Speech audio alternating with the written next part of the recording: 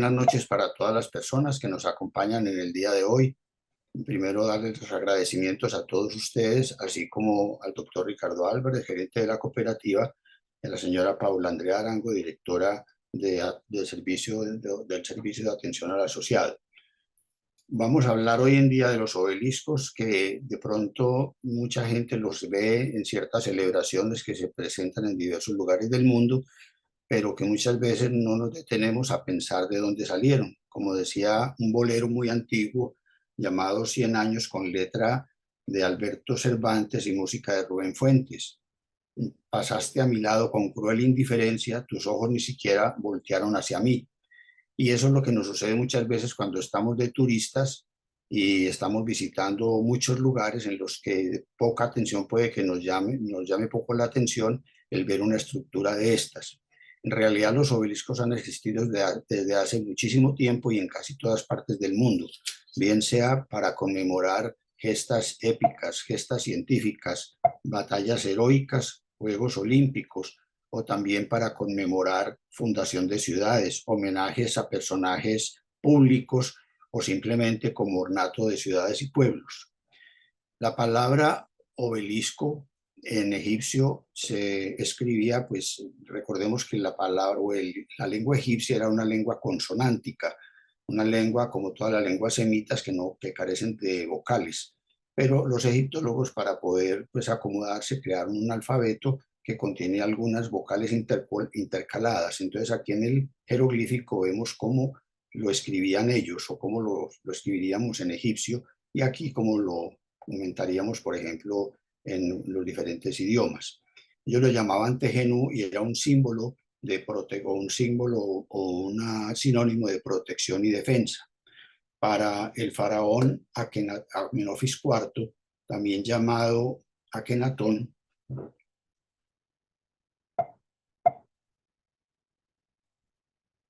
para el faraón Amenofis IV, este faraón que fue el 10º soberano de la dinastía 18 en el Imperio Nuevo, al cuarto año cambió su nombre por Akenatón, que significa el que es agradable a Atón, que era el comienzo de un incipiente monoteísmo en aquella época. Trasladó la capital de Tebas, que había sido la capital del antiguo Egipto durante cerca de 1000 años, y la trasladó a una ciudad que se llamaba Ajetatón, el horizonte luminoso de Atón.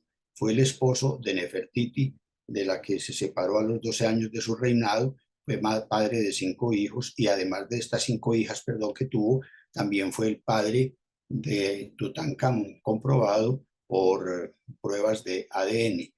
Tutankamón nació de la unión de este faraón con una de sus hermanas menores, posiblemente Betaten o Beketatón. Para este faraón, el obelisco era el símbolo de un rayo de sol petrificado. La palabra obelisco es el diminutivo del término griego obelos, que significa aguja o significa asador. Pero también este término para el historiador árabe Yaqut ibn Abdallah al-Rumi, llamado Yaqut, quien escribió una historia de los árabes en el siglo XIII, para él significaba, decía que los árabes de Egipto lo llamaban Masalat Farun, que era la aguja del faraón. Pero, ¿qué es un obelisco? Los obeliscos, en primer lugar, se originan del culto predinástico a una piedra sagrada llamada Benben, una piedra que se elevaba en el centro del templo más importante de la ciudad que los griegos llamaron Heliópolis, que significa la ciudad del sol, y que fue el nombre que le dieron ellos a la ciudad llamada por los antiguos egipcios Iunú, es decir, la ciudad del pilar, porque allí se encontraba este pilar. Estos obeliscos, aquí vemos, por ejemplo, una representación de la piedra Benben, perdón, vamos acá, de la piedra Benben. Esta es una representación idealizada del templo de Heliópolis, donde se encontraban. Estos obeliscos, entonces, podemos definirlos como monolito construidos. Casi todos los obeliscos que se originaron en Egipto provienen de la misma cantera, un depósito de sienita que es una piedra de grano rojo muy dura y de grano muy fino, que se encontraba en la ciudad de Asuán. La ciudad de Asuán es una ciudad que hoy en día es la tercera ciudad más importante de Egipto, la más meridional del país, pero en aquella época se llamaba Suenet, que significa el mercado, porque allí se realizaba el mercado de la ciudad o de la isla de Elefantina. En ese entonces era más importante que Asuán. Después de la construcción de la primera presa por parte de los ingleses en Asuán, esta ciudad tomó un auge comercial bastante y turístico bastante notorio, como que cerca de allí se encuentra el Sofitel Old Cataract, un hotel de 5 estrellas en donde permaneció la famosa escritora de novelas inglesa Agatha Christie. Como parte de, allí permaneció para escribir Muerte en el Nilo, una de sus novelas más representativas. Digamos entonces que estos obeliscos también estaban coronados en la parte superior por un piramidión, es decir, una punta piramidal o redondeada que apuntaba al cielo. En la quinta dinastía, aquí vemos, por ejemplo, para tener una representación de la ciudad de Heliópolis. La ciudad de Heliópolis, como dije, se llamaba Iunú en Egipto. Esta ciudad era el Nomo 13, aquí la vemos. Hoy en día la ciudad es un barrio del Cairo. Aquí lo podemos ver con más precisión. Aquí tenemos el Cairo, la Torre del Cairo, la Plaza Tahrir o Plaza de la Liberación, llamada así desde el año 1952. Antes se llamaba Midani Ismailia, la Plaza de Ismail, por uno de los gobernantes de Egipto en el siglo XIX. Heliópolis, en la época en que Egipto fue protectorado británico, del año 1882 al año 1918, un financista e ingeniero industrial belga, Edward Louis Joseph Empine, quien tenía una compañía llamada Caminos y Ferrocarriles del Bajo Egipto, compró al gobierno esta zona de Heliópolis y desarrolló allí un proceso urbanístico que llamó Nueva Heliópolis. Lo repobló con coptos y con extranjeros y procedió a realizar los mayores avances que se tenían a comienzos del siglo XX. Entre otras, quedan de aquella época, se conserva todavía de aquella época, se conservan el... Hola, Paula. Sí, doctor, cuénteme. ¿No? ¿Qué Doctor, pasó? recuerde que debe ir directamente a la presentación a PowerPoint, ahí la estamos viendo No, ya. ahí estoy. Lo que pasa es que no sé qué ocurrió aquí. Espérate. Bueno, ahí vamos. Vale, Y doctor, tranquilo. entonces, él construyó este palacio que se llama el Palacio Hindú o Palacio del Barón Empine, inspirado en el templo de Angkor Wat en Camboya y en los templos hindúes de Orissa, diseñado por el arquitecto francés Alexandre Marcel.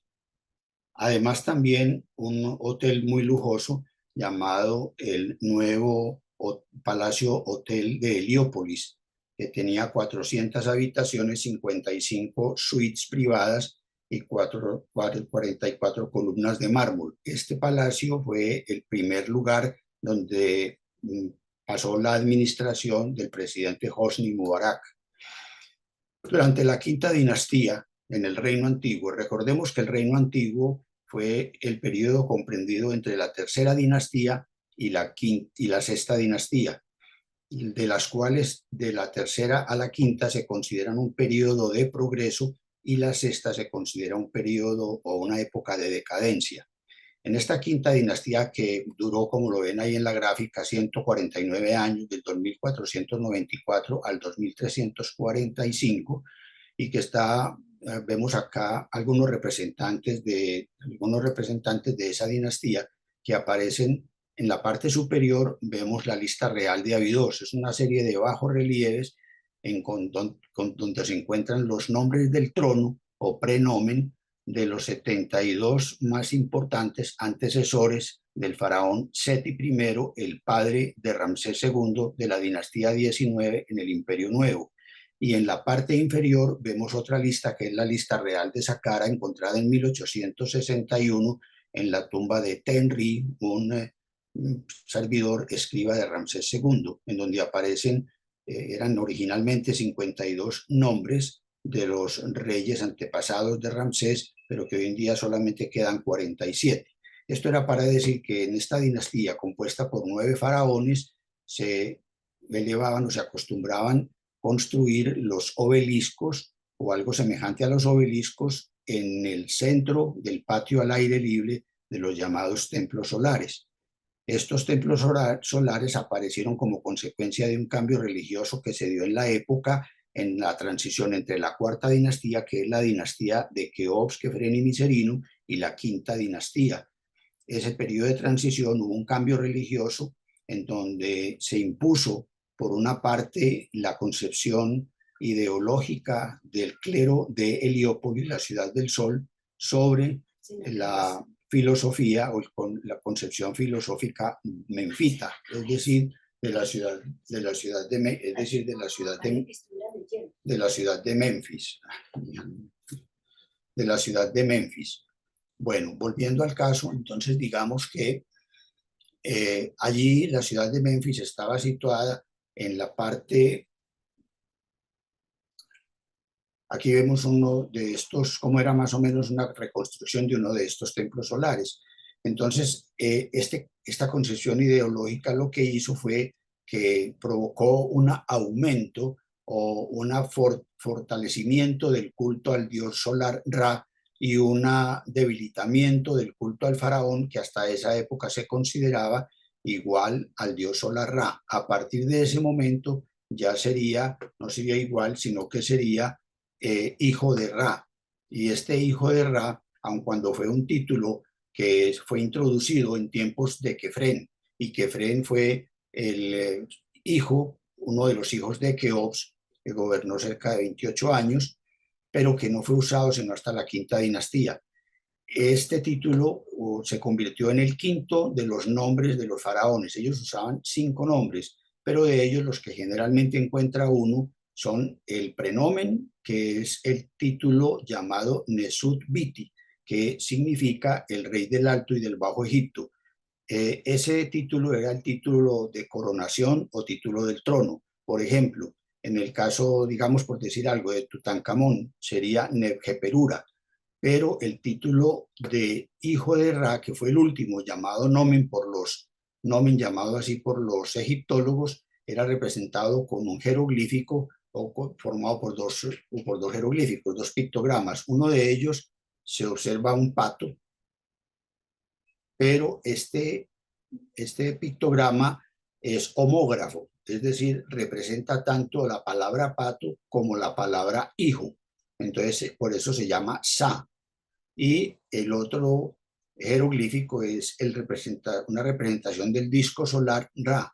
Entonces, era el último de los nombres, por ejemplo, en Nebjeperura, Tutankamón, imagen viviente de Amón. Este es el título de Ramsés, el nombre de nacimiento o el nomen de Ramsés II, que significa Ramsés Meriamón. Ramsés, hijo de Ra, es lo que significa Ramsés. Y Meriamón, que era el otro título, el nombre que seguía, significa amado de Amón. Este era para dar pues un ejemplo de este título que comenzó a usarse a partir de la quinta dinastía, como ya les comenté. De estos templos solares, que en general se puede decir que el templo solar, volvamos un poco aquí atrás para ver el templo solar nuevamente, que un templo solar se organizaba como un patio al aire libre. En el centro del patio estaba una especie de pilar rectangular muy grande, y este pilar rectangular, aquí se encontraba este piramidión o este obelisco, o una imitación de un obelisco, que era simbólicamente equivalente a lo que ellos llamaban la colina primigenia o colina primordial. Para entender qué significaba para ellos la colina primordial, habría que remontarnos a la cosmogonía de Heliópolis, llamada por los griegos Eneada, porque está compuesta por 9 dioses. Y una cosmogonía es la forma en que los diferentes pueblos del mundo han entendido o entienden cómo se inició el mundo. De manera que, de acuerdo con ellos, hubo un tiempo antes del tiempo que llamaron de los años oscuros, un tiempo en donde no había vida ni había muerte, un tiempo en donde no existía el pasado, no existía el mundo, solamente había un caos oceánico con potencial de vida llamado Nun. Y este Nun aparece representado en todos los templos egipcios como el lago sagrado, donde se realizan los ritos de la resurrección. Pero digamos que Nun, en este océano primitivo apareció el dios Ra y el dios Atum. Y Atum, palabra que significa perfecto o también inexistente, era un dios que supremamente debía ser andrógino, es decir, hombre, macho y hembra, para poder dar origen al mundo. Se autofecundó y de allí nació la primera pareja de esta o la segunda generación de dioses, el dios Shu, el dios del viento, el dios del aire, el movimiento, el principio masculino y el medio activo. Y también Tefnut, la humedad, la lluvia, principio femenino y elemento pasivo. Luego esta pareja se unió y nacieron la diosa del cielo Nut, que aparece representada con su cuerpo arqueado, sobre todo en los sarcófagos, en los templos y en las tumbas, apoyada sobre las puntas de los dedos de los pies y sobre las yemas de los dedos de las manos. Y debajo de ella aparece el dios de la tierra, Heb, el elemento sólido y terrestre. Esta tercera pareja se une para formar la cuarta generación de dioses, formadas por dos parejas de gemelos que, de acuerdo con Plutarco, serían la base de toda la política, la parte social y la parte religiosa del antiguo Egipto. El primero de estos gemelos que nació se llamaba Huesir, pero los griegos lo llamaron Osiris, dios de la abundancia, de la vegetación, dios del agua, del Nilo, de la resurrección y del crecimiento y la renovación de las plantas y de los animales. Por otra parte, su hermana Aset, que llamaron el trono, los griegos la llamaron Isis, madre de todos los dioses, diosa de la salud, y la primera y según Diodoro de Sicilia, la inventora de los remedios, de los medicamentos, madre de la magia. Ellos dos se casaron y tuvieron un hijo, o se unieron y tuvieron un hijo llamado Horus, que habría de vengar luego a su padre, pero que en la venganza de su padre habría de perder un ojo, que daría lugar a uno de los amuletos más protectores universales, como es el Wadjet u ojo de Horus. Eso lo veremos más adelante. De todas maneras, luego nacen otra pareja de gemelos, Set, el polo opuesto de Osiris. Si Osiris era el dios de la abundancia, de la vegetación, este es el dios del desierto, de la esterilidad, y un dios belicoso que fue honrado por los Ixos, un pueblo de nómadas, de pastores que procedentes de la zona del Próximo Oriente, de la zona de Canaán y donde soy Palestina y todo esto, se infiltraron en el delta y dominaron Egipto durante 106 años, del año 1656 al año 1537. Bueno, entonces digamos que a partir de allí, de Set, nace finalmente, entre ellos nace Horus, y así se configuraban los 9 hijos. Entonces la colina primordial fue donde se manifestó Atum-Ra, y también era la tierra que emergía después de la inundación del Nilo, ya que ellos vivían era de la inundación. Entonces se dice en los documentos egipcios que los 6 primeros faraones de la quinta dinastía construyeron estos templos solares. Están en la región de Abu Ghorab. Abu Ghorab es el cuarto sector en que se dividió la meseta o altiplanicie de Saqqara, situado al frente de la antigua ciudad de Memphis.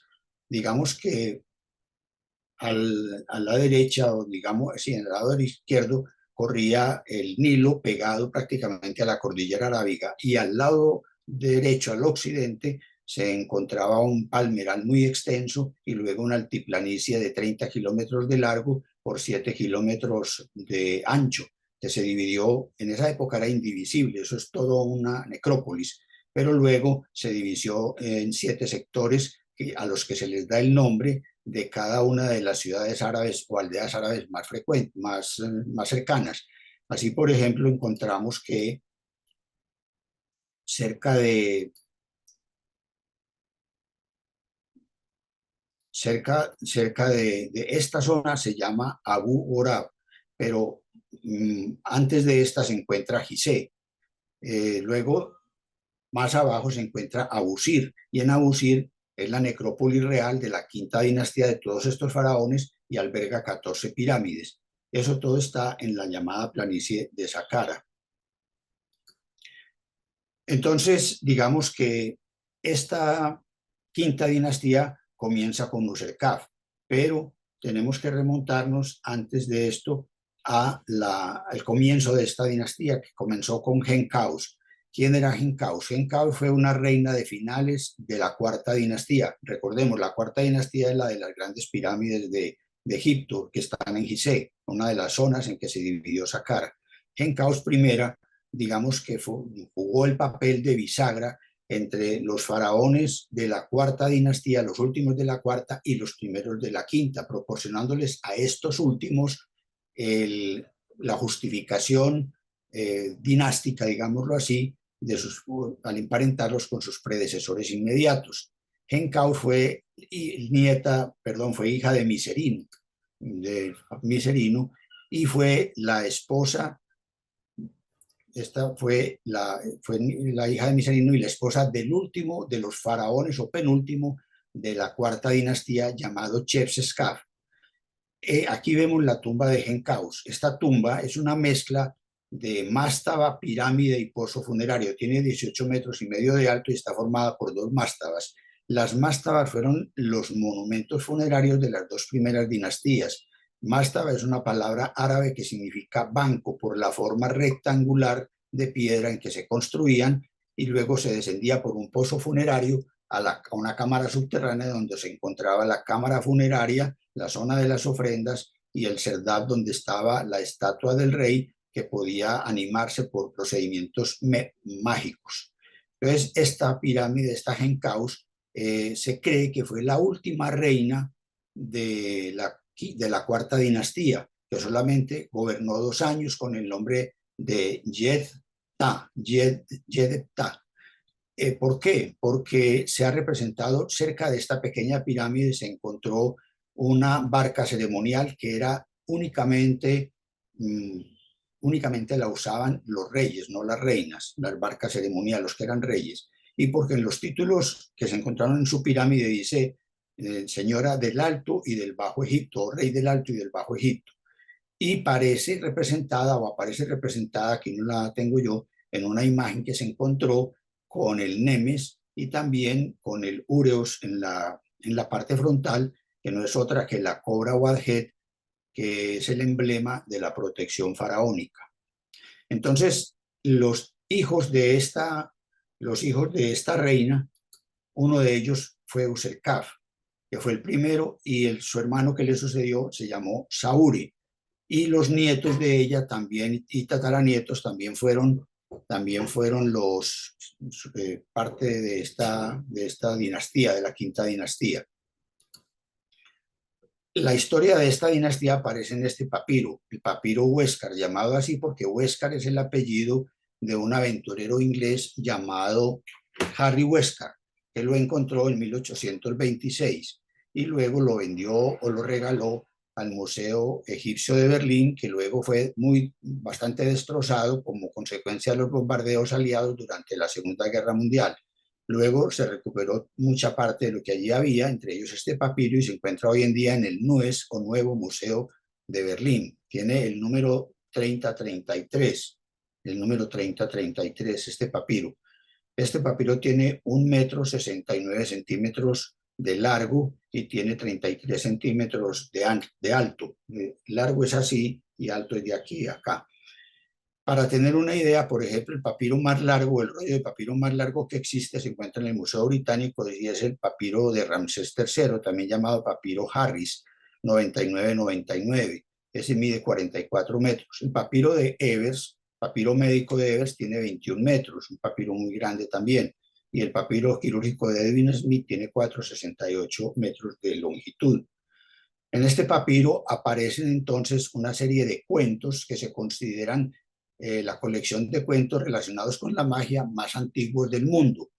Estos cuentos relacionados con la magia, entre ellos son más representativos una serie de copias de 4 manuscritos en donde están los llamados cuentos de Jufu, que era el nombre egipcio de Keops, y el mago. Jufu y los magos, se cuenta que cuando Keops estaba un poco atediado, con mucha fatiga o aburrido, llamó a sus hijos para que le contara a cada uno de ellos un cuento, y en uno de los cuentos se dice que los hijos del sacerdote de Ra, llamado Sabhu, habrían de derrocar o habrían de sacar del trono a los descendientes de Keops. Efectivamente, pues esto fue lo que terminó sucediendo por cuestiones religiosas. De estos templos, 6 que se considera que construyeron, solamente quedan las ruinas de 2 de ellos. El templo solar de Userkaf, que es un templo, este Userkaf gobernó 7 años, fue el primer faraón de la quinta dinastía. Este templo fue investigado en el año 1954 y hasta 1957 por el Instituto Arqueológico Suizo, encabezado por el arqueólogo y arquitecto alemán Herbert Rudiger. Este fue investigado por esos 3 años, pero como ustedes ven, las ruinas son pues bastante deficientes, no hay mayor cosa. El otro templo que se conserva es el de Nioserre-Ini, que viene a ser el 6º soberano de la quinta dinastía. Este gobernó 31 años y su templo es, dicen que una copia a escala reducida del templo solar de Heliópolis, que ya hoy en día del cual ya no queda nada. Este templo fue estudiado o descubierto en 1837 por John Shea Perrin, en 1837. Este Perrin, un británico que escribió 3 volúmenes sobre las pirámides de Gizeh entre 1837 y 1842. Así se ve el templo con la pirámide correspondiente al Nioserre-Ini.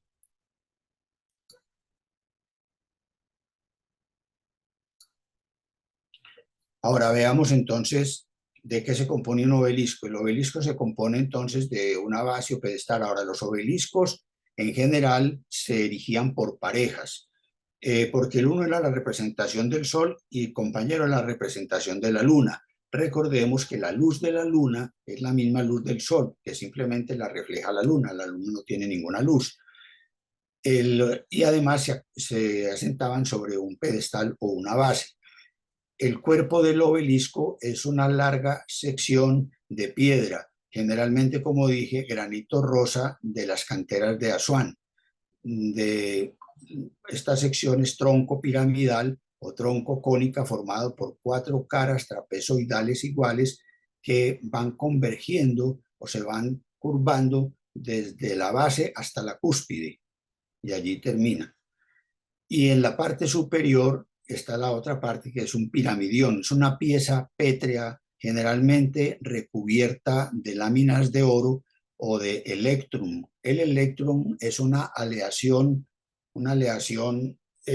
natural que tiene 55% de oro, 44% de plata y tiene menos de 1% de cobre. También después los romanos también lo revistieron con láminas de cobre, porque allá todavía no utilizaban mucho el cobre para esto.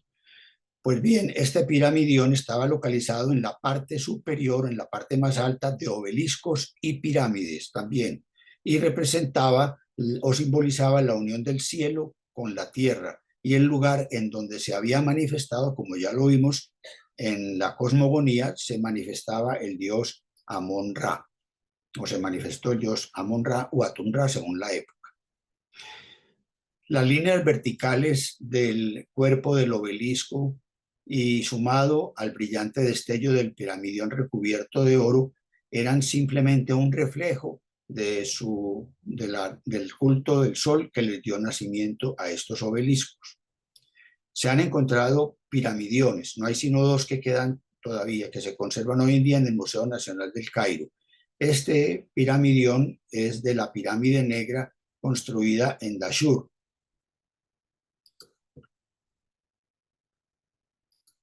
Construido en Dashur, fue encontrado en 1890, perdón, 1990, pero data, 1980, pero data de 1820. El faraón es Amenemhat III, que gobernó en este tiempo que dijimos durante la dinastía Doce. Fue el sexto soberano de la dinastía Doce e hijo de Sesostris. Bueno, tiene 1,40 m de alto y 1,85 m de ancho. Aquí pueden ver ustedes en la parte superior de esta cara, vemos una representación del dios solar, lo vemos acá, del dios Ra, con dos úreos. Estas son dos, recuerden que uno de los animales más comunes en Egipto y en las zonas rocosas son las cobras. Estas son la cobra de la ciudad de Buto, de la época de las primeras dinastías, era un animal venerado allá como una diosa, la diosa del Bajo Egipto, y era el emblema protector del faraón. Entonces, por eso se presentan erguidas. Aquí, cuando ustedes ven una imagen de un faraón, generalmente tienen en su tocado, tienen tienen los úreos ahí adelante.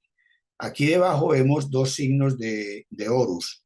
Recordemos que estos ojos de Horus recuerdan simplemente que cuando Horus, el hijo de Osiris y de Isis, quiso vengar la muerte de su padre Osiris por parte de Set, en la lucha que tuvo con Set, Set le arrancó el ojo izquierdo, le sacó el ojo izquierdo, pero luego el dios de la magia y patrono de los oftalmólogos y dios de la luna Tot, por un procedimiento mágico, le restituyó el ojo nuevamente a Set, perdón, a Horus. Entonces, desde ese momento se convirtió en un amuleto y luego en un amuleto universal. Tiene un efecto apotropaico. Apotropaico significa, de la palabra griega apotropein, que significa alejar. Es decir, todos estos amuletos que se hacen para el mal de ojo, lo que buscan es alejar el mal y fijarlo en uno de estos objetos. De ahí surgió también el famoso ojo, el ojo de la providencia, que aparece, por ejemplo, en los billetes de $1, en la parte posterior, en medio de una especie de pirámide triangular con 13 escalones, que también es un signo de la francmasonería. Y aquí abajo vemos también el disco solar Ra, y aquí está el nombre del trono de coronación del faraón Amenemhat, que era Nimatra. Y aquí está el faraón, aquí Amenemhat. Este era el nómino, o sea, el título de nacimiento. Se llama Amenemhat III, Amenemhat. Ahora, ¿qué significa esto? Esto significa entonces que Amenemhat contempla la perfección de Ra. Esta otra pirámide o este otro piramidión, que es el otro que queda, se encontraba en la parte superior de la pirámide roja de Dashur. La pirámide roja es una de las 11 pirámides que se construyeron en Dashur, el séptimo sector en que se dividió la necrópolis de Saqqara, a unos 40 kilómetros al sur del Cairo y más o menos a unos 25 kilómetros al sur de Gizeh. Allí esta pirámide la construyó el padre de Keops, que fue el mayor constructor de piedra en el mundo antiguo. Él utilizó 3.600.000 metros cúbicos de piedra en las 3 pirámides grandes y varias pequeñas que construyó. 1.000.000 de metros cúbicos más que los que empleó su hijo Keops en la construcción de la Gran Pirámide, que fueron 2.600.000 metros cúbicos los que se gastó allí. Pues bien, esta piramidión fue recuperado. Inicialmente Rainer Stedelmann, un alemán, lo estudió y le dio una medida de 1 metro. Posteriormente Zahi Hawass dijo que no tenía sino 0,78 metros de alto y 1,57 de ancho. Se cree que estaba pues dominando esta pirámide roja, que es la tercera pirámide más grande de Egipto. La primera hoy en día es la de Kefren con 143 metros. La de Keops, que en su momento era más alta que la de Kefren porque tenía 147, hoy en día la de Keops tiene 136,80 porque le falta parte de la plataforma. Entonces, hoy en día la de Keops segundo, que es la de Kefren. La de tercero no es la de Miserino, sino esta de Dashur, que tenía 104 metros de altura, hoy se ha rebajado a unos 80 metros aproximadamente. Cómo se trabajaban, cómo se excavaban, de dónde se sacaban estos obeliscos? Entonces los obeliscos se sacaban, como dije ya, todos los obeliscos que se conocen, que son de origen egipcio, salieron de la misma cantera, un depósito de sienita, que es una piedra o un depósito de grano rojo, una piedra extremadamente dura. ¿Cómo la sacaban? Ellos utilizaban o socavaban la cantera, la piedra madre, mediante golpes con bolas de dolerita. La dolerita es una piedra ígnea o intrusiva, una piedra ígnea o intrusiva, es decir, que también se conoce como granito negro o también se llama diabasa. Generalmente el tamaño era promedio, o el peso era de unos 6 kilos y el tamaño variaba entre 12 y 55 centímetros. ¿Qué hacían ellos con estos golpes? Ellos a golpes de estas piedras iban cavando en un túnel que era lo suficientemente ancho, canal, para que cupieran varios hombres de rodillas o en cuclillas, separados más o menos por medio metro, unos 50 centímetros el uno del otro, y cuando ya habían llegado a la profundidad deseada, entonces trataban de sacar la parte, digamos, ventral, la parte lateral y la parte central del obelisco por medio de palancas, grandes palancas de madera, o también clavando una serie de tacos o cuñas de madera de sicómoro humedecidos de 7,5 centímetros de diámetro y más o menos calculan que unos 5 centímetros de profundidad. Estos se colocaban humedecidos, pero al expandirse por la acción del sol, agrietaban el granito y facilitaban el desprendimiento del monolito después de que ya pues había sido tallada la silueta del obelisco. Luego lo sacaban y lo transportaban en unos grandes trineos de madera llamados narrias, y los jalaban con cuerdas de cáñamo o de palma, cientos de personas. Delante del obelisco o de la narria iban otras personas, unas especies de azacanes o aguateros, chorreando agua para que la pista de arena se hiciera más resbalosa y se disminuyera la fricción. De esta manera llegaban entonces a la orilla del río Nilo, donde esperaban una o más barcazas.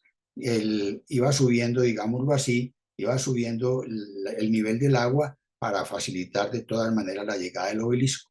Después el obelisco llegaba ya al sitio en donde iba a ser erigido. Digamos que de Asuán, de la cantera de Asuán, a Luxor, la actual Luxor, en esa época llamada Tebas, donde está la mayor, donde se erigieron muchos de estos monolitos, hay unos 220, 230 kilómetros, pero desde la cantera de Asuán a Heliópolis, la ciudad que vimos, la ciudad del Sol, en el Bajo Egipto, en el Extremadura, en el Delta, hay más o menos unos 800 kilómetros, y a Alejandría hay 1.100 kilómetros para transportarlos en las barcazas. Luego entonces el obelisco llegaba luego al sitio donde iba a ser erigido. Allí se procedía a inscribir los jeroglíficos y luego se pulían mediante el empleo de agua y arena como abrasivos. Luego, por medio de rampas de arena o de tierra, el obelisco entonces se colocaba y se iba descendiendo y jalándolo con cuerdas y poleas, porque ellos no disponían de otro tipo de cosas, plano inclinado, cilindros, rodillos, cuerdas, cosas muy elementales, lo iban jalando y lo iban instalando. Por ejemplo, digamos que el obelisco que vamos a ver ahora de Tutmosis III fue llevado en una barcaza de 63 metros de eslora, y el obelisco más alto que se conserva en Egipto, que es la de Hatshepsut, que también lo vamos a ver ahora. Ese obelisco tenía o se necesitó 7 meses para ser extraído de la cantera. Jean-Nicolas Sillot es un arquitecto, o fue un arquitecto francés que trabajó junto al ingeniero Jean-François Chagrin con el objeto de construir el, el Arco del Triunfo de Napoleón, ordenado o encargado por Napoleón Bonaparte entre 1806 y 1836, para conmemorar la victoria en la batalla de Austerlitz. Y que está elevado unos 20 metros por encima de la Plaza Charles de Gaulle, en donde arrancan los Campos Elíseos 2 kilómetros, 200 metros hasta llegar a la Plaza de la Concordia. Jean Nicolás y yo entonces grabó o pintó estos grabados para la gran exposición de París del año 1900 y se encuentran en el Museo Nacional Grand Palais de la Reunión de Museos Nacionales de Francia, que se construyó entre 1897 y el año 1900, porque allí se iban a exponer el gran esplendor de las artes francesas.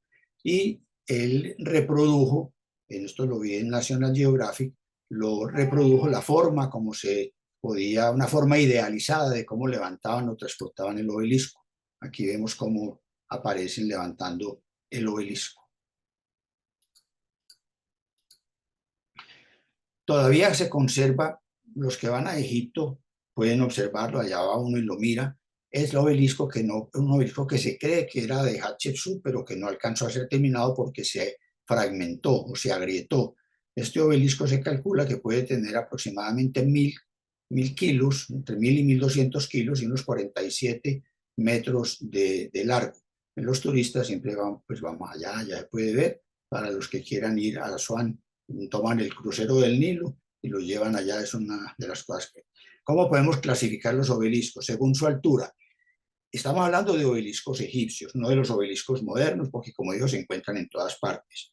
Los vemos en Colombia, en Paraguay, en Uruguay, en Brasil, en Argentina, muy conocido por todos ustedes, en Perú, en Ecuador, en Panamá, en Honduras, en Nicaragua, en México, en Rusia, en China, obeliscos modernos, también antiguos, de todas las épocas, pero los egipcios, el más alto de todos es este, que lo trataremos a fondo en la próxima charla, el obelisco lateranense, que era de Tutmosis III, 32,18 metros.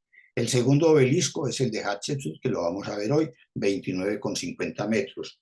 El tercer obelisco es el del Vaticano, 25,60, que lo veremos de pronto en la próxima si alcanzamos. El de Luxor, de Ramsés II, y el Flaminio de Ramsés II, también de 24 metros. Otra clasificación es por la antigüedad, y aquí los vamos a ver ahora por la antigüedad. Tenemos entonces el primero de Angesenpepi II, de la sexta dinastía, Sesostris II de la dinastía 12, el de Tutmosis I de la dinastía 18, el de Hatshepsut de la dinastía 18, y este es el año en que se cree lo erigieron. Tutmosis III en 1456, todo esto es antes de Cristo. Seti, el segundo de la dinastía 20 en 1200, Amético II de la dinastía 26 en 589, Ptolomeo VIII de Vergetes II de la época tolemaica, en esta época. Estos son los obeliscos pues, más antiguos que podemos ver hoy en día. Y hay obeliscos hay copias romanas de obeliscos egipcios o copias o obeliscos trabajados en Egipto, pero en la época romana. Egipto se convirtió en provincia romana en el año 30, porque en el año 30 fue la gran derrota de Cleopatra y de Marco Antonio en la batalla de Accio, a manos de Cayo Julio César Octaviano, a quien 2 años después le darían un título, Augusto, que significa venerable, y de ahí para adelante todos los emperadores romanos fueron augustos. Él, Augusto, llevó o encargó en Egipto que le hicieran 2 obeliscos que fueron colocados a ambos lados de su mausoleo en Roma, el Quirinale y el Esquilino. El Domiciano,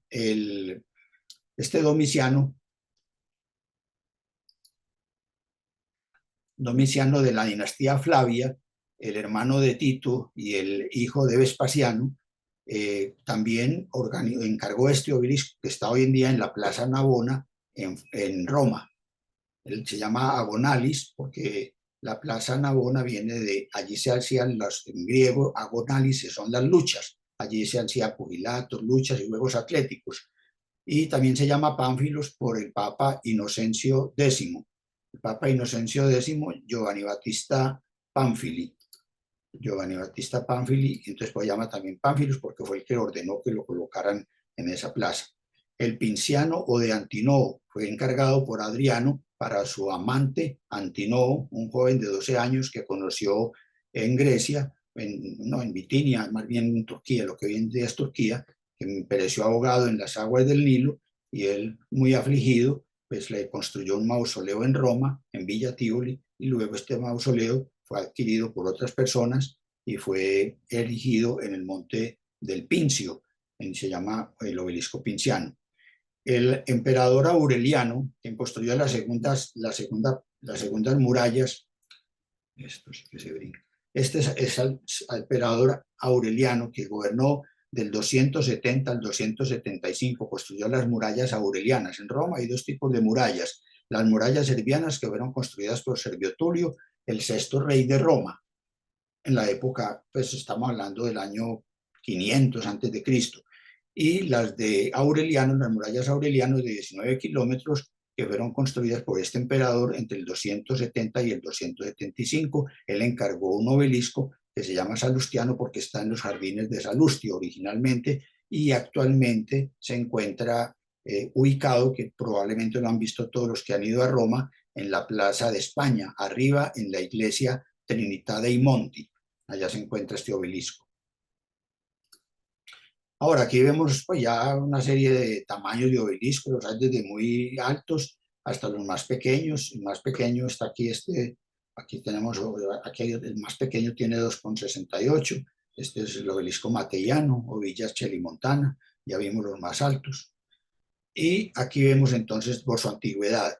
En el año 2017, la misión franco-suiza de la Universidad de Zúrich, encabezada por Philippe Colombet, encontraron en la entrada de la tumba de Algesem Pepi II, la madre casada con Pepi I, el tercer soberano de la sexta dinastía, y madre de Pepi II, el gobernante que ha reinado durante más tiempo en la historia del mundo.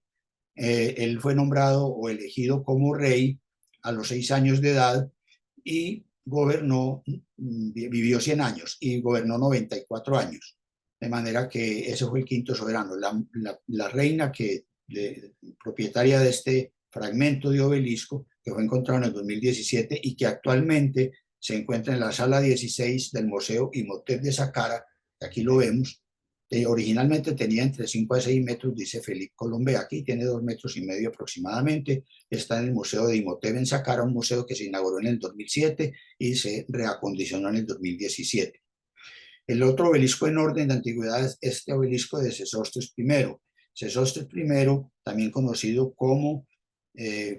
también como Heperkare Senusset, o sea, grandes son las manifestaciones del Ka de Ra. Ka es el espíritu, Ra es la divinidad, del Ka divino, señor de Usert. Usert era una diosa muy antigua de la ciudad de Tebas. Este Sesostris I fue el hijo de Amenemhet I, segundo soberano de la dinastía 12 en el Imperio Medio. Sesostris I es muy mencionado, o es mencionado en la obra de la literatura egipcia más importante de todos los tiempos, que data del año 1900 antes de Jesucristo y que se llama la historia de Sinue, pero no es Sinue el egipcio. Ahora hablaremos de dónde salió ese. Entonces, esta historia de Sinue se refiere a que Sesostris I, el hijo de Amenemhet I, andaba defendiendo el país del hostigamiento que le hacían las tribus libias en los desiertos occidentales de Egipto. Y él fue a luchar allá y se fue con Sinue, que era un siervo o uno que trabajaba con su padre. Estando allá, el Sinue oyó que un mensajero le contaba a Sesostris I que a su padre lo habían asesinado, a Amenemhet I. Entonces Sesostris, Sinue, muy asustado por no haber estado ayudándole allá al papá de Sesostris, pensó que iban a tomar represalias y huyó hacia la tierra de Retenú, como se llamaba Canaán en aquella época, y Siria, esa zona se llamaba Retenú. Luego allá tiene una serie de experiencias, se casa, regresa, ustedes todo, porque esto después fue remodelado, digámoslo así, por Mika Watari, un escritor finlandés que escribió Sinú el egipcio, que se basa en esta historia que data del año 1900 antes de Cristo y que era, digamos, la obra de la literatura egipcia clásica por excelencia. Se conservan únicamente dos manuscritos en unos papiros que están todavía hoy en día en Berlín. El comienzo está en el papiro 10.944 de Berlín y perdón, eso sí, el comienzo, y la parte final está en el papiro número 3022 de Berlín, también en el Museo de Berlín, y consta de 311 líneas. Ahí se encuentran este museo. Bueno, este obelisco este obelisco tiene 20.4 metros de alto y fue erigido en el año 2017 en la plaza de un barrio de Egipto que queda ahí por Heliópolis llamado Matarella, con 135 antigüedades egipcias, incluido una estatua de Ramsés II en actitud ceremonial. Otro obelisco que también quedó de este mismo faraón del que he hablado se llama el obelisco del Fayum. El Fayum, digamos, Medinet el Fayum, Medinet en árabe es ciudad, y el Fayum es porque quiere decir terrenos pantanosos, porque esa zona es una zona que está en el Egipto Medio, más o menos a unos 105 kilómetros al sur del Cairo. Es una zona que en ese entonces, o todavía hoy en día, es regada o irrigada por un río que se llama Bar el Yusuf. Bar en árabe es río y Yusuf es José, el río de José. Este río pasa por toda la ciudad y forma una serie de canales y la cruzan varios puentes. Por eso la llaman la Venecia egipcia. Y el río va a dar a un lago o alimenta un lago que se llama el Birket al-Karum, que significa el lago de los cuernos. Hoy en día tiene una extensión que es la 10ª parte de la que tenía en tiempos del Imperio Medio, porque había un gran oasis allí productor de frutas, cereales y verduras de toda clase en ese entonces. Hoy en día el lago solamente tiene 40 metros de largo y más o menos unos 6 a 8 metros de ancho y una profundidad media de unos 6 o 7 metros aproximadamente. La ciudad se llamaba también en época de los griegos Cocodrilópolis, porque allí se veneraba al dios cocodrilo Sobek. Luego pasamos entonces a la dinastía 18. Entonces llevamos hasta ahora 3 obeliscos antiguos. Por orden de antigüedad siguen los obeliscos de la dinastía 18. Y en la dinastía 18 es una dinastía que aparece, con ella empieza el Imperio Nuevo. Es una dinastía que duró 482 años. Y esta constituye el Imperio Nuevo, la dinastía 18 no duró eso, la dinastía 18 duró 257 años. Luego la dinastía 19, que duró 107 años, 257, 107, y la 20, que duró 118, constituyen 452 años. Esa dinastía constituye el Imperio Nuevo, 18, 19 y 20. Se llama el Imperio Nuevo. Y en el Imperio Nuevo, el templo más importante quedaba en Tebas, hoy se llama el templo de Karnak. Karnak en árabe significa ciudad fortificada.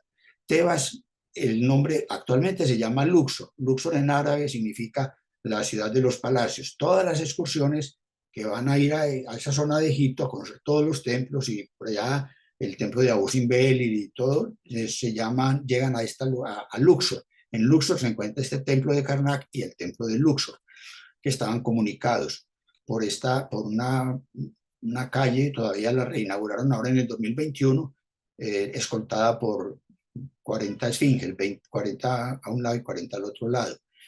Bueno, esto lo traigo acá para mostrarles más o menos dónde estaban los obeliscos de los que vamos a hablar, que son únicamente 2, porque los otros los mencionaremos la semana entrante, que fueron transportados fuera de Egipto. Este templo de Karnak se encontraba pues en lo que los griegos llamaron Tebas o Tebai. También la llamaron Diospolis Magna, la gran ciudad de los dioses, pero los egipcios la llamaban Uaset con W. Uaset es la ciudad del cetro, o Nube, la ciudad, simplemente la ciudad. Llegó a tener 1 millón de habitantes en los tiempos más gloriosos. Fue la capital de Egipto durante 1000 años, del año 2080 al año 1080, pero con algunos breves periodos intermedios, como cuando fue trasladada a la ciudad de Amarna durante un periodo de 20 años o 30 aproximadamente. Bueno, este templo de Karnak es un templo que tiene un perímetro de 2.400 metros. De largo tiene 540, 550 y 530, 520 de ancho. Este muro perimetral tiene 12 metros de alto. Vamos a hablar de los pilonos porque son referencia para poder ubicar los obeliscos. El primer pilono, ¿un pilono qué es? Un pilono es una puerta monumental en forma de pirámide o en forma de trapecio, forma trapezoidal, o de, aquí vemos un pilón, aquí vemos otro pilón, otro pilón, otro pilón, bueno, en forma de trapecio o de pirámide truncada, que a modo de paramento cortado en talud está flanqueada por dos gruesos muros, bueno, por dos gruesos muros, que son este y este, por ejemplo. O también, por ejemplo, este y este, o este y este. Y esos dos muros sirven de fachada y también sirven de puerta de entrada o marcan la puerta de entrada a los templos del Imperio Nuevo y de la época tolemaica, se llaman pilonos. Entonces, este templo, que como les dije tiene 2.400 metros, es un templo que comenzó a construirse por parte de Intef II, que era el tercer soberano de la dinastía 11. Todavía no había empezado el Imperio Medio. El Imperio Medio empieza unos 50 años después, en el 2050, con el faraón Mentuhotep II. O sea, el Imperio Medio comprende la mitad de la dinastía 11 y la dinastía 12. Entonces, él comienza este templo, pero los templos egipcios se construyen de adentro hacia afuera y antes de construirlos tienen que hacer una serie de rituales y de medidas y de orientación, siguiendo, basándose en las estrellas, que ellos en las estrellas, en los planetas, en el sol, y con base en eso ellos trazaban las islas y empezaban a construir el templo de afuera hacia adentro. Entonces este templo lo empezaron a construir, como dije, ese rey de la dinastía, y fueron construyendo hacia afuera. Entonces este pilono, que se llama el primer pilono, en realidad fue el último que se construyó. Entonces lo construyó el faraón Nectanebo de la dinastía 30, la última dinastía netamente egipcia que hubo. Este pilono es el más alto de Egipto, tiene 40 y tiene este pilono tiene de alto, tiene cerca de 37 metros de alto más o menos, y tiene 40 metros y tiene 109, 110 metros de ancho aquí en esta parte. Bueno, luego entonces aquí hay un patio ceremonial. Aquí hay un segundo pilono que fue hecho por Ramsés II. Luego hay otro tercer pilono que fue obra de Amenhotep III. Pero aquí en esta zona hay una sala que se llama sala hipóstila. Es una sala de 102 metros de ancho por 53 de largo. Una sala que se llama hipóstila. Hipos en griego es bajo y estilo es columna. O sea, un techo sostenido por columnas. Eso es la sala hipóstila. Estaba sostenido por este techo que hoy en día no existe, estaba sostenido por 134 columnas. De estas 134 columnas estaban dispuestas en 16 filas. Las 12 columnas del centro, más altas, columnas con capiteles papiriformes en forma de papiro, estas columnas tienen 21 metros y son más altas que las demás columnas que están acá, que tienen más o menos 16 metros de alto. El diámetro de esas columnas es un diámetro de aproximadamente, bueno, ahora lo mostraré más adelante, el diámetro de esas columnas es de aproximadamente 3.4 metros y el capitel, que es una losa que corona las 12 columnas del centro, tiene 15 metros de diámetro y ahí cabían 50 personas perfectamente sentadas. Esa es la sala más grande, pues el templo del culto. Los egipcios, el pueblo no iba ahí, El pueblo, eso era, ahí trabajaban 83.000 personas. El pueblo no iba ahí, el pueblo se quedaba afuera y participaba hasta este patio, de ahí para adelante ya todo eso no. Esta puerta estaba orientada, ahora el templo se orientaba de dos maneras. Aquí vemos el eje, está orientado del eje oriente a occidente y norte a sur. Entonces, de oriente a occidente, ¿por qué está así? Porque los pilonos del 1 al 6, que incluyen en esta orientación de oriente a occidente, siguen la trayectoria del sol desde el amanecer hasta el atardecer. Por lo tanto, es un eje celestial, es un eje celeste. Y este otro eje es el eje norte-sur que sigue paralelo al río Nilo. Y se cortan los dos ejes en este vestíbulo transversal que está acá. Se cortan los dos ejes. Y entre este vestíbulo está entre el cuarto y el quinto pilono, que fueron obra de Tutmosis I. Aquí vemos de todos estos obeliscos, solamente se conserva uno que lo vamos a ver ahora. Ese obelisco, eran dos obeliscos de Tutmosis I y dos obeliscos de Tutmosis II. Ya eso no existe, no existe sino uno. Pues terremotos y guerras y cosas han ido acabando con todo y el tiempo. Luego, después de esos obeliscos de Tutmosis II, Tutmosis III construyó también otros dos obeliscos, que esos obeliscos tampoco están ahí ya. Esos obeliscos fueron llevados. Uno se encuentra en Estambul actualmente y el otro se encuentra en Roma, en Plaza de San Juan de Letrán, que lo vamos a ver la semana entrante. Y los obeliscos de Hatshepsut, que fueron estos. Aquí está el octavo pilono que ella construyó, el noveno pilono de Oramev y el décimo pilono de Amenofis III. Bueno, entonces eso era como para ubicarlos cuando hablemos de los obeliscos. Entonces, de estos obeliscos que queda, el obelisco de Tutmosis I en Karnak. Este obelisco de Tutmosis I es un obelisco de 23 metros. Data del año 1506, 22-23, pesa cerca de 300 toneladas. Y este Tutmosis I fue el tercer faraón de la dinastía 18. Él, a ver, en Egipto, para poder llegar a ser faraón, rey de Egipto, tenía que ser hijo primogénito, ojalá, del rey y de la esposa, de la gran esposa real. El faraón podía tener la gran esposa real, podía tener esposas secundarias y podía tener concubinas. Pero el que llegaba al trono era el que estuviera siempre más alto y generalmente era de sexo masculino. Entonces, ¿qué sucedió? Que Amenhotep primero, el padre de Tutmosis I, no tuvo heredero varón legítimo. Entonces, este Tutmosis, que era miembro de una rama colateral de la familia reinante, se casó con una hermana o una hija de Amenhotep I llamada Amosis.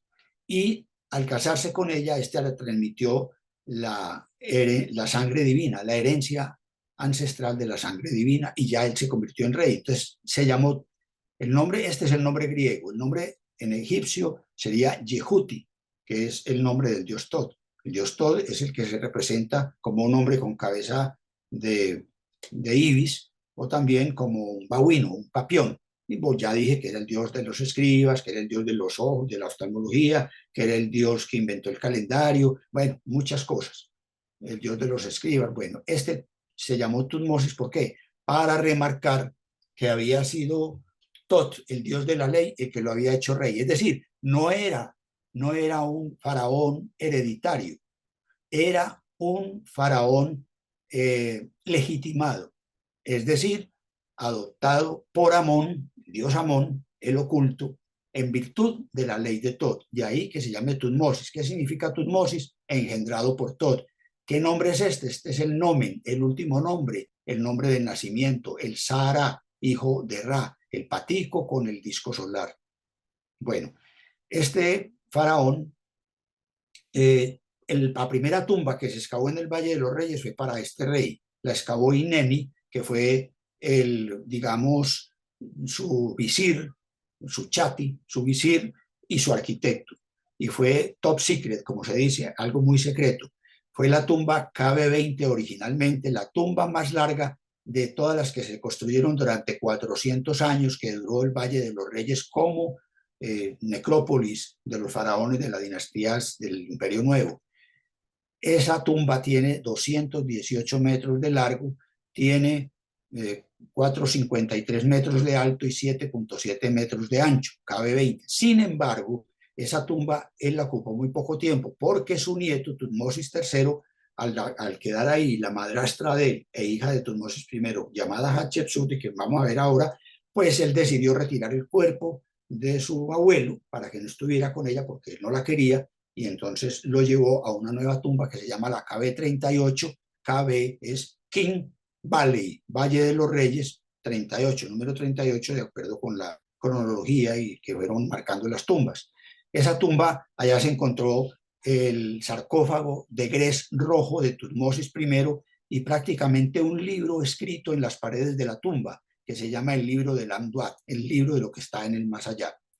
Tutmosis I murió, pero tampoco tuvo heredero varón legítimo. Tuvo como primogénita una mujer, y esa mujer se llamó Hatshepsut, que es la reina más importante que ha habido en Egipto, de las 5 que han existido, más inclusive que Cleopatra. Claro que Cleopatra tiene pues más, como digamos, es una persona con más comunicativa, más mediática, por decir así.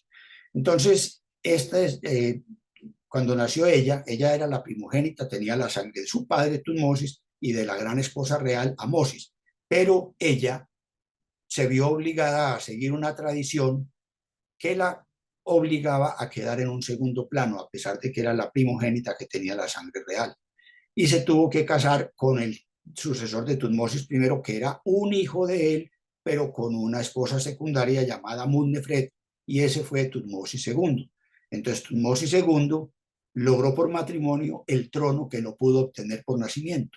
De esta manera, Tutmosis II se convierte en el esposo de Hatshepsut y tiene con ella 2 hijas, Neferura y Meritra Hatshepsut. No tiene hijos, o tal vez tuvo alguno, pero murió antes de que falleciera. Y Tutmosis II solamente duró 4 años, del año 1494 al año 1490 antes de Jesucristo. En el palacio de Tutmosis I no se han encontrado sino estos 50 bloques por Jadwiga Luasuk. Esto fue en el 2000, como en el 2009, algo así, un polaco. El grupo allá siguen explorando de muchos países, 50 bloques de lo que puede haber sido el palacio que no se ha podido encontrar. La reina de la que estamos hablando es esta. Entonces, Maat Kare Hatshepsut, que significa la más noble de las damas, unidas a Amón, Genemut Amón, unidas a Amón. Entonces, este es el nombre este es el nombre del trono y este es el primer nombre de ella. Y aquí dice, la justicia Maat es la potencia de la luz divina. Este es el espíritu divino y este es el dios Re o Ra, porque es que ustedes encuentran Re o Ra, es lo mismo. Bueno, entonces esta reina, como les dije, murió el esposo. Ella estaba muy jovencita y tenía 2 niñas. Una esposa sin esposo, reina sin rey y madre de 2 hijas a las que tenía que tratar de sacar adelante.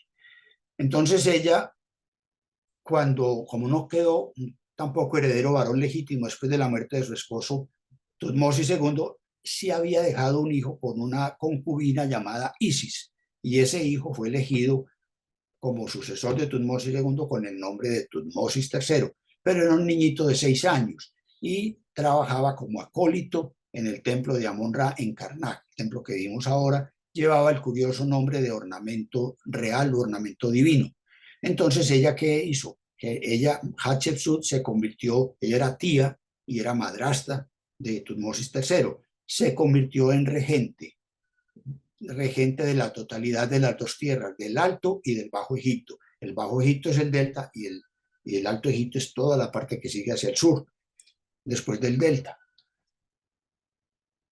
Por primera vez en la historia de Egipto se veía una regencia en la que la regente no era la madre del faraón, no era la madre del faraón.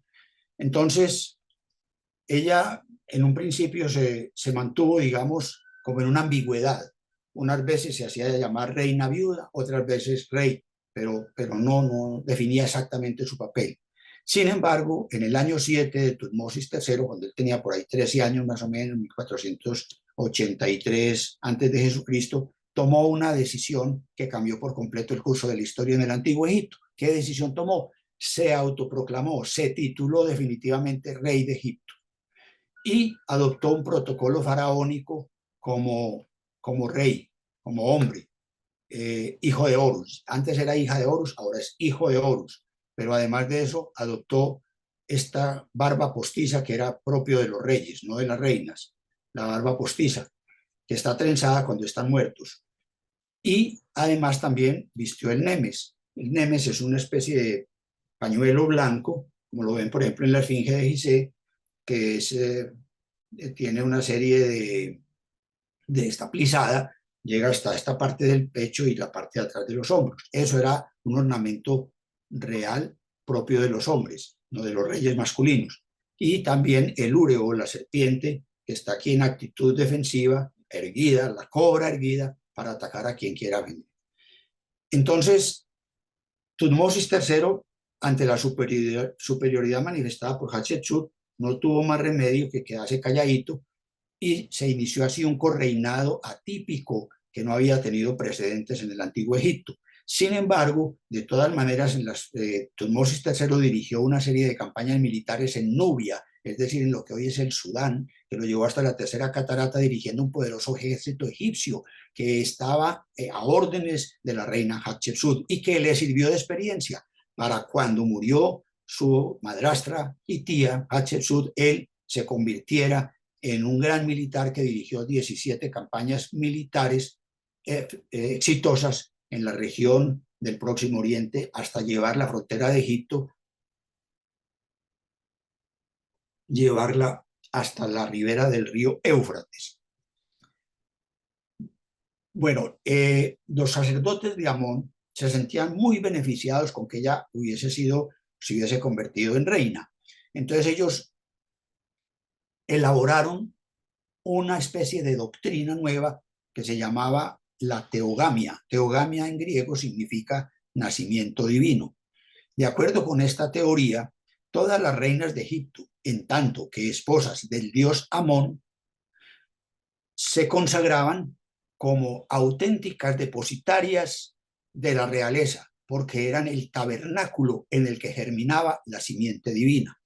De tal manera que entonces esta teogamia reivindicaba para Hatshepsut, reivindicaba el derecho divino y fuera de eso legitimaba su ascenso al trono.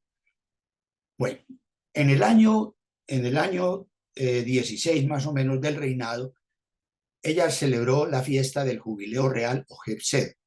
Esta fiesta se celebraba tradicionalmente en el Antiguo Egipto, originalmente cada 30 años. Era una carrera ceremonial en la que vestían un faldellín ritual y significaba la renovación de las fuerzas espirituales y de las fuerzas físicas para que el pueblo de Egipto se sintiera tranquilo con su rey y supieran que tenían un conductor fuerte de espíritu, defensor de la ley y con la fuerza física suficiente para hacerlo.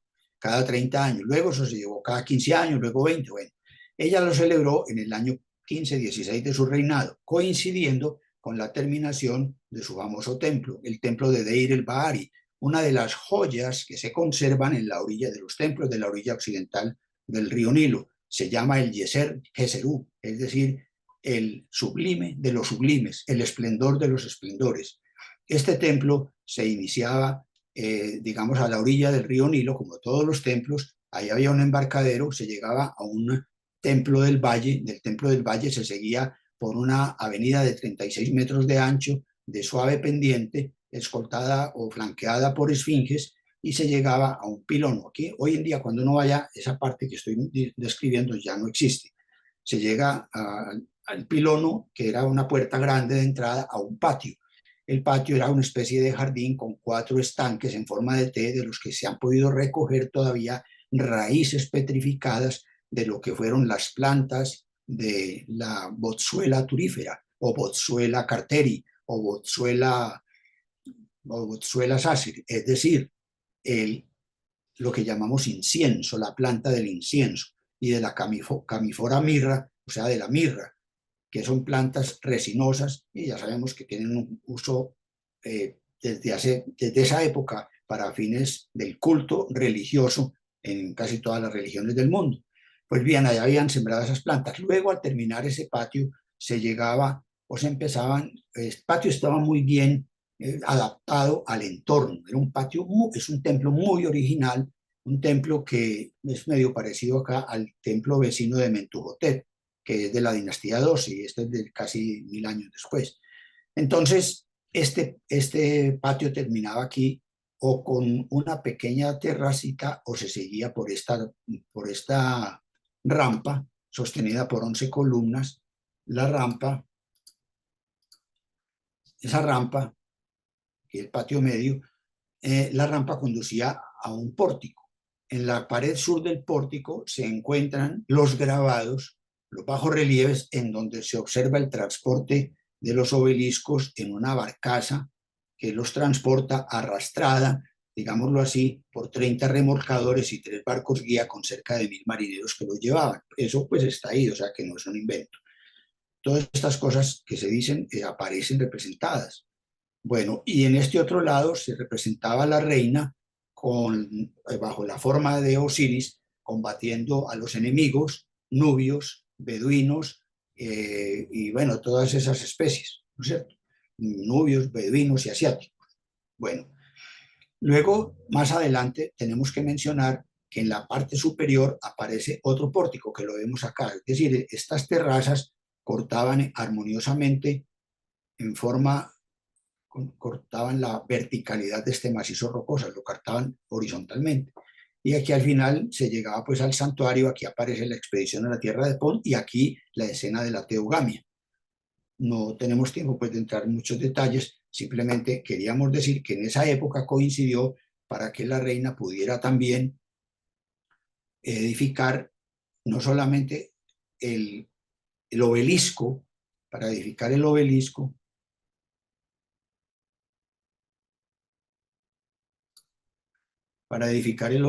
que vamos a ver, el obelisco también construyó esta capilla, la Capilla Roja, que fue reconstruida en el año 2000. Es una capilla, la primera, digamos, edificación de piedra completamente portátil del mundo antiguo. Esta capilla fue reconstruida en el año 2000 por un grupo de arqueólogos del Centro de Estudios Franco-Egipcio para la reconstrucción de los templos de Karnak.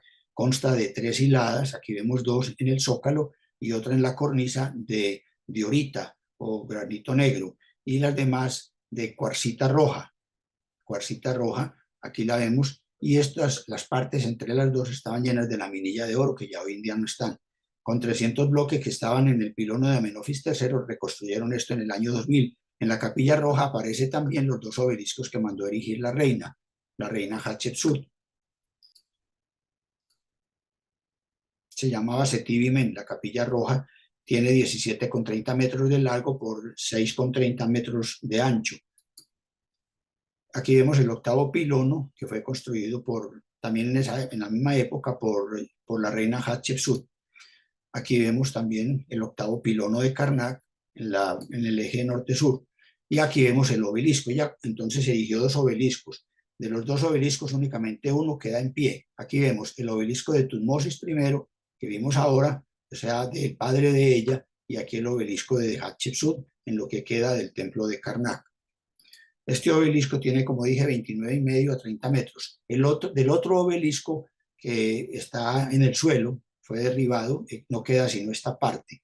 Ahora, en la parte de abajo del obelisco hay 32 líneas horizontales de jeroglíficos, 8 líneas en cada una de las 4 caras, en donde ella explica cuál fue el motivo por el que ella erigió esos obeliscos, o ese obelisco.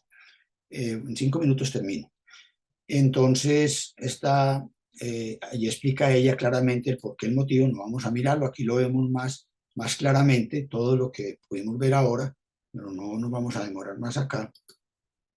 Estas eran las 12 columnas que les decía del templo de Karnak, más altas que las demás, tenía capiteles papiriformes abiertos. Estos son capiteles cerrados, flor de papiro cerrados, y aquí abiertos. Aquí cabían o caben 50 personas. Este techo ya no existe.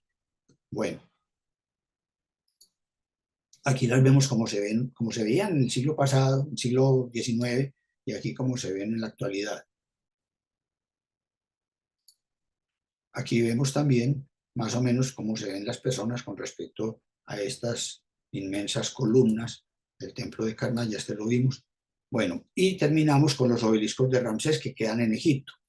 De Ramsés II fue el tercer soberano de la dinastía 19, fue hijo de Seti I, gobernó 66-67 años, tuvo entre 125 y 150 hijos, tuvo 8 grandes esposas, la más reconocida es Nefertari, que aparece en los templos de Abu Simbel, aquella por la que el sol sale, como la llamaba él, la más importante de todas, las 8 hijas, tuvo inclusive esposas, algunas hijas de él, y le sobrevivió a muchos de sus hijos. Se caracterizó por la megalomanía en sus construcciones.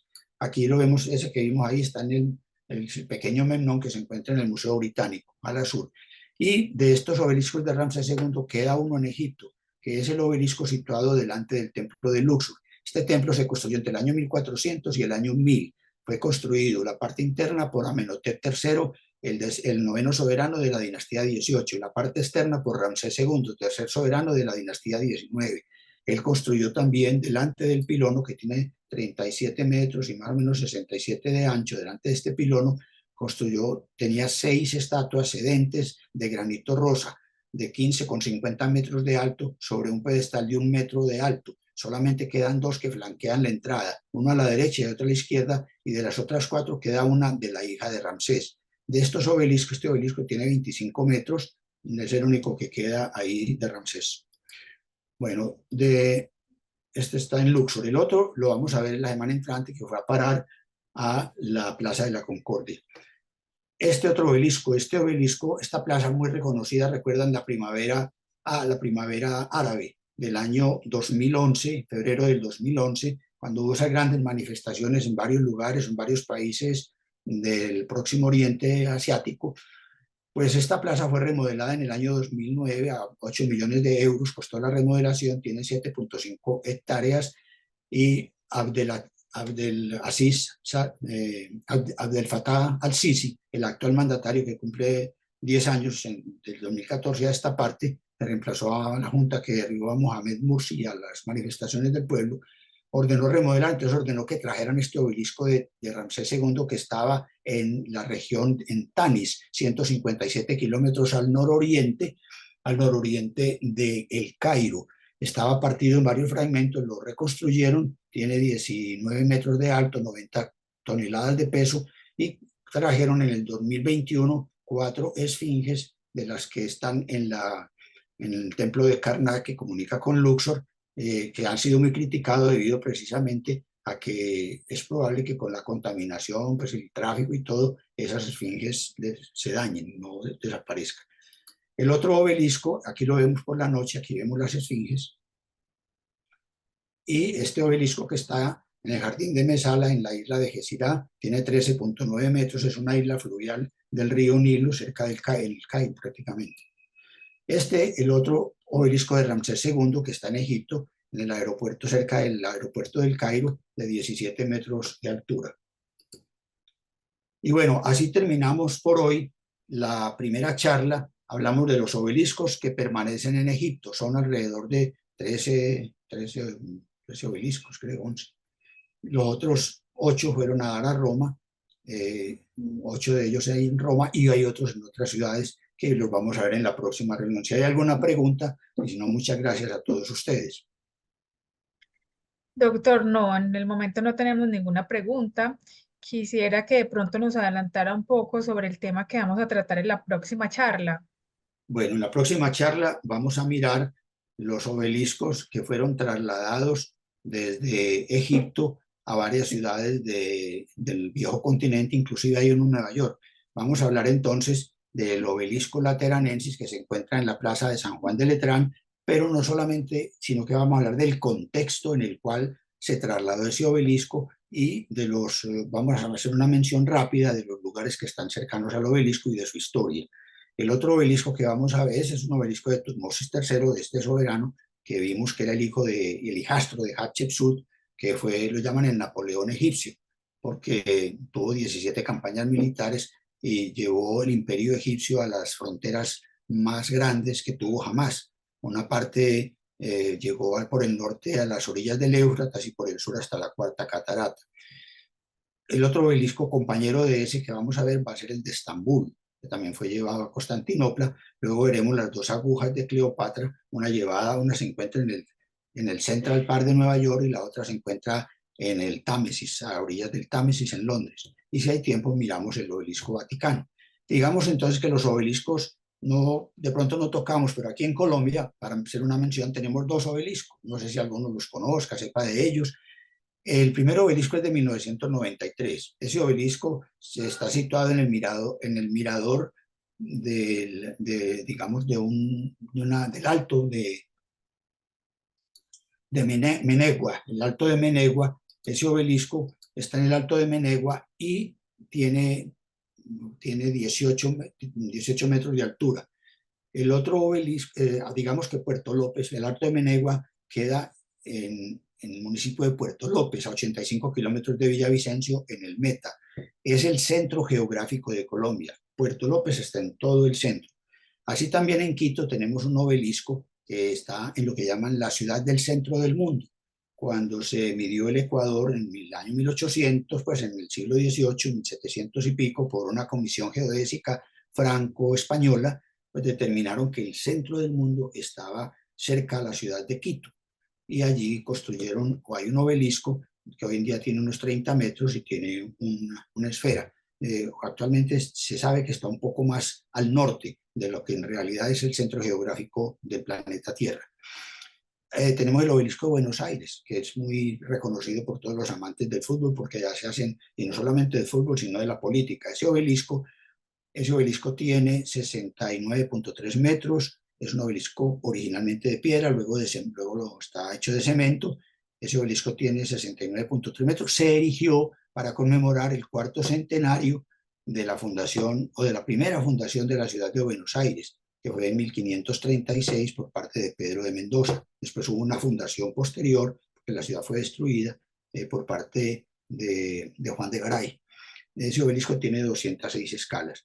También tenemos el obelisco más alto del mundo, por ahora es el monumento a San Jacinto, que se construyó en 1936 en el condado de Harrison, Texas, para conmemorar los 100 años del triunfo de la batalla de San Jacinto, en la que el estado de Texas, hoy estado de Texas en esa época, era territorio mexicano, y el general Sam Houston derrotó las fuerzas de Antonio López de Santana, estaban haciendo una siesta después de que los habían derrotado de las fuerzas tejanas y se echaron a dormir, y luego reconstituyó su ejército y los sorprendió dormidos y bueno, hizo prisionero a Santana, y de ahí para adelante siguió después la guerra México-norteamericana, en la que la tercera parte de los Estados Unidos, gracias al Tratado de Guadalupe Hidalgo, pasó a ser era parte mexicana y pasó a ser territorio norteamericano. Bueno, ese obelisco tiene 173 metros, es el más alto. Y bueno, y tenemos obeliscos en cualquier parte del mundo, el obelisco Romanov, en los jardines del Kremlin, tenemos obeliscos en Valledupar, un obelisco de 30 metros, en cualquier país que queramos, existe. Y cada obelisco tiene su pequeña historia. A veces importa para uno, otras veces no, pero para la gente que los erige, pues tiene su sentido, tiene su significado, los cuidan, los tratan y procuran que no se desgasten con el tiempo. Bueno, Doctor, por acá tenemos una inquietud. Nos dicen qué está escrito en los obeliscos. bueno, en los obeliscos hay mensajes simbólicos, mensajes religiosos y mensajes políticos, pero lo que más se encuentra allí son los cartuchos. A ver, el cartucho es ese óvalo, una especie de óvalo un poco alargado o elíptico, digámoslo así. Se llaman cartuchos por el parecido que le encontraron los europeos en el siglo XIX, cuando estuvieron por allá en Egipto, a los cartuchos de fusil. Entonces, los egipcios, lo que hacían antes era que envolvían en un círculo, digamos, como una especie de lazo dorado, el nombre del obelisco, porque indicaban que ese lazo dorado o esos nudos indicaban protección del rey, eran divinos. Entonces, luego los europeos, eso se evolucionó hacia los cartuchos, y allí ellos inscribían los títulos. Como dije, ellos tienen 5 títulos. El título de Horus, el nombre de Horus, título de Horus, que solo Ramsés tiene 25 apelativos del título de Horus. Luego viene el título de Nepti, que es el título de las grandes diosas del Bajo Egipto, la cobra Badjet, y del Alto Egipto, el buitre Nebhet, y de la otra, la cobra Badjet. El tercer título era el Horus de oro. El cuarto título fue el que mencionamos ahora cuando vimos en la primera OLS el título Nesut-Biti, rey del Alto y del Bajo Egipto. Y el quinto título era el título de bautizo, digamos, de nacimiento. Entonces, esos títulos generalmente van en los fustes de los obeliscos. Por acá nos dicen, ¿qué puede decirnos sobre el obelisco de Washington?